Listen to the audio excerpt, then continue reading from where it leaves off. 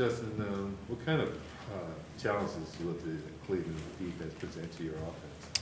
A whole lot of challenges. They've got an incredible front seven and some of the best pass rushers this league has ever seen. And, they're really well coached. They do a lot of good things on defense. And so we've been watching a lot of film. Have to prepare well to give ourselves a shot on Sunday. When you see Myles, Garrett, and Jadeveon, Clowney, just what makes them so unique from what you've seen on film? Just the combination of power, speed, quickness, explosiveness, all the things they're able to do is incredible, and we have to do our best to have a solid protection plan going into the game so that we have any chance on Sunday. Justin, talking to Joe yesterday, you really commended where your processing is at this point and how you're able to protect the football, get the ball quickly against the Raiders. In terms of your processing, where are you now compared to where you were in your rookie season? That's a good question. I've kind of joked about it a couple of times. And last year, being new to the NFL, being new to the system, you're just worried about opening up the right way. You're worried about making the right call and doing all these little things that kind of now you kind of overlook. And, I think we've made so much progress over the past year. And I think with Shane and Joe Lombardi and Chandler and all those guys in the quarterback room, I think they've helped me a ton. And there's still plenty of room for improvement. But the more you're around them, the more you get out there and have experience, I think you get a lot better. There were reports this week Baker's playing with a torn labrum. What's the most painful injury you've ever played through? I've broken my femur in high school.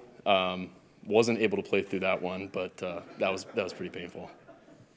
Justin, Austin Eckler is starting to have a great running game along with Larry Roundtree. How much does that improve the passing game? Could you feel that in the last game? Yeah, I think they've done an incredible job all year, and I think as long as you're balanced and have a good attack both in the run game and the pass game on offense, I think you're really tough to stop.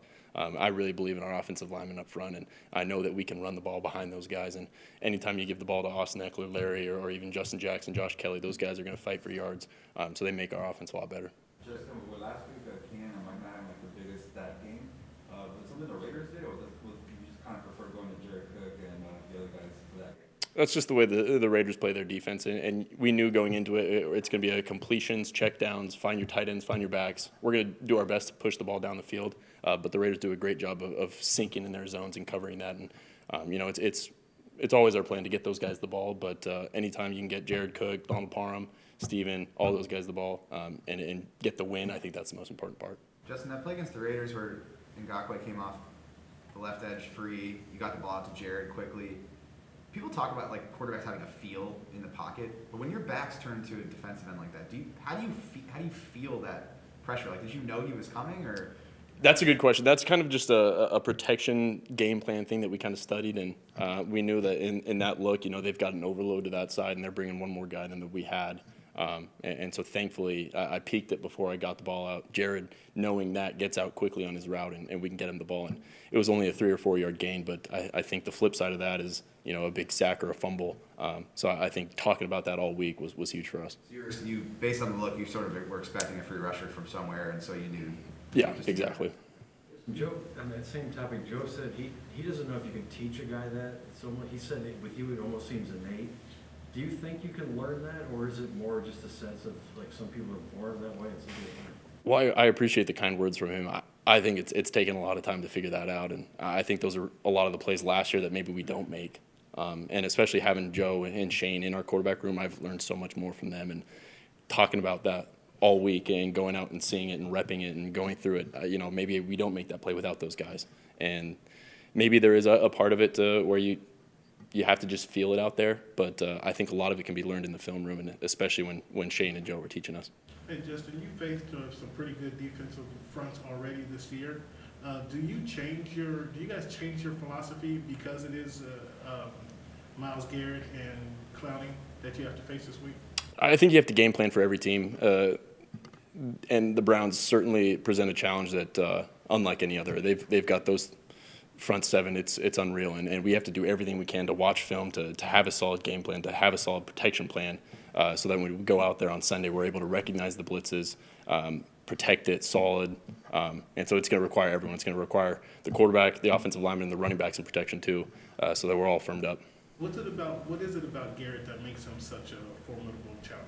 Yeah, I think the combination of size, athleticism, explosiveness, he's able to do everything, and he could defense and passes too, and he's able to do everything. And he's one of those guys that you look and see him on film and he makes plays, and you have to know where he is at all times so that you're ready for what he does. Justin, another round because you're wearing those Chargers shirts. You take Spanish in high school or college? I actually grew up in a Spanish immersion program, so I spent a little time in Spanish, but I haven't used it quite as much in the recent years, so that's something I got to keep practicing on. Can you get by and order food or tacos?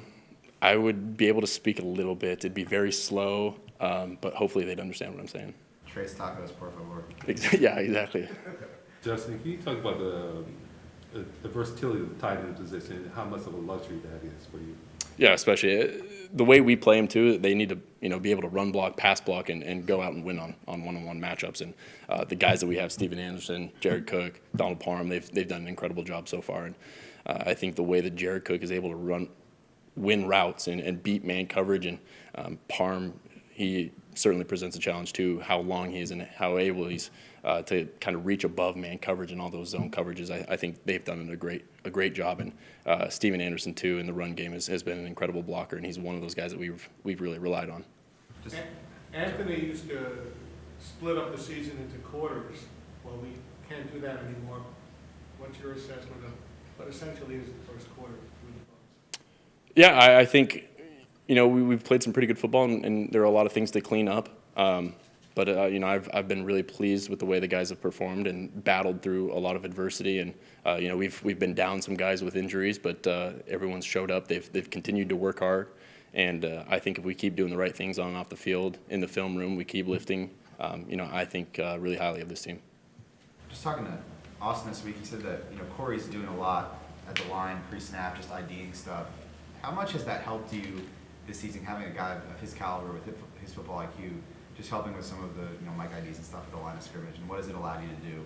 Yeah, I think he's one of the smartest to ever do it. And the way we do it is, he gets up on the ball and we're able to go really quickly. He's able to make those Mike IDs, and if we see anything, we can overturn it and we can flip it. But Corey does an incredible job studying and preparing, so we're able to get up on the ball, go quickly, gives us a lot of tempo.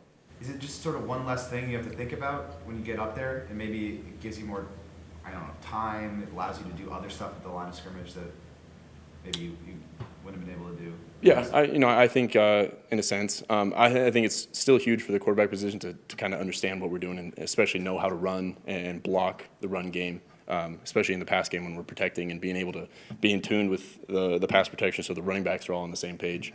But Corey's done an incredible job of stepping up there, doing it quickly. Justin, how do you feel like, if Justin Jackson doesn't go this weekend, how do you feel like Josh Kelly has kind of progressed through training camp and then obviously the first couple of weeks of practice? Yeah, Josh Kelly's been a really solid guy. He's really smart. He knows what he's doing. He's very explosive, is able to make those quick cuts, and we really trust him in the pass game. So I know that he's able to get out on routes, catch balls, and he's done a great job so far. Mike Williams and Justin Jones both kind of got a haircut this season. Are you going to look for their barber to kind of give you a trim, or what does the rookie of the year go get his haircut?